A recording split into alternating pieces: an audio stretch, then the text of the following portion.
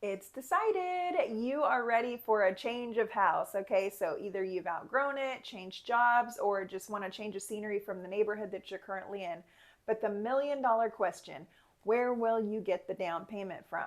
So, whenever you bought your first house, you'd probably saved up or used the first time buyer program. But now that it's time to move up to another bigger, better home, you need to think about the down payment all over again. Okay, so you're probably thinking, well, of course, I'll get the down payment from the equity of my current home. But if that's the case, have you thought about the logistics of that yet? So there's so many things to think about whenever it comes to planning for a move up purchase, and the biggest of which is the source of the down payment and how all that's going to work out.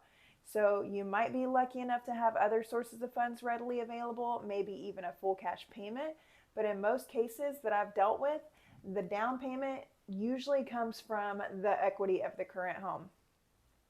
Now, that means having to work out the details of the sale of your current home in order to free up the equity to use as a down payment for the new one. So, let's talk about some creative down payment options because there are plenty of them. So, the most common one is to talk with your favorite lender or ask a realtor to refer you to a lender because they have a lot of creative options that you may not even know about, like a bridge loan. Then there's credit unions that offer loan modification options for up to 3 or 6 months after closing. You could borrow gift funds from a family member. Just make sure to speak with the lender about that and follow whatever instructions that they give you so you don't get in any hot water with underwriting down the road. A commonly forgotten source of funds besides the equity in your current home is a short term loan from a retirement account, which always consult a CPA about that and make sure it's the best option for you.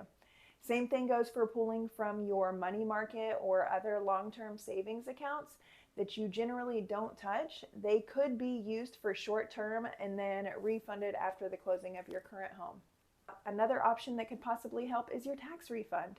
So, as you see, there are other options out there besides just getting cash directly from your current home equity.